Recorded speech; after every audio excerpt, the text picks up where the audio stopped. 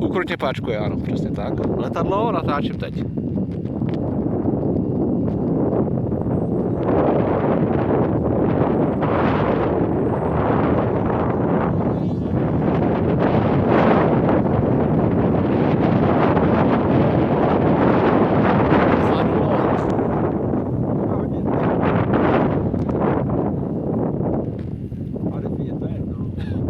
To je jedno, přesně.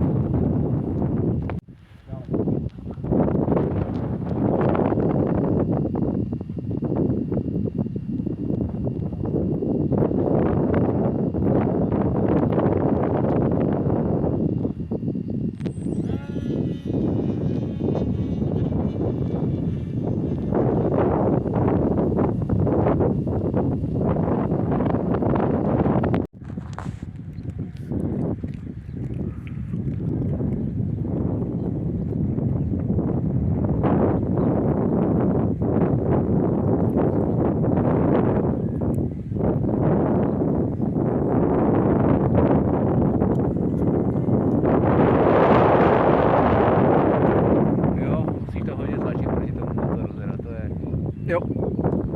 Tak to je, ale jako s viditelností problém nemám žádný. Já si myslím, že to je vidět jako docela.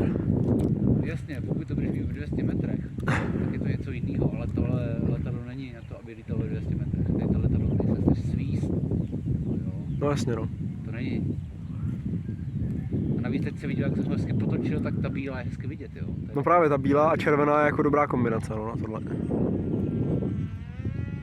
No a ten je jako raketový ten motor na tom. No na tom videu stejně není vidět. Ale pořád mi to furt na tom motoru táhne hodně, no. Ano.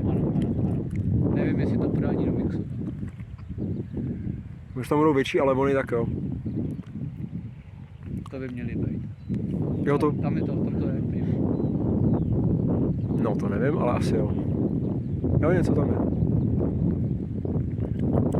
Je fajn, že se skládá ta vrtule teďko. No, tak to je jasně, to má jiný motor. Ale ten průnik proti tomu větru, to je 6, 7. A letíš dopředu, no. To prostě dopředu, takový stres, jako, to je problém. To je odpich. Teď už jsem byl připravený, že mám tlačit a že mám dávat pravou hned ze začátku. Jo, a teď už uber, protože zase leze dole. A už to bylo dobrý. Jo.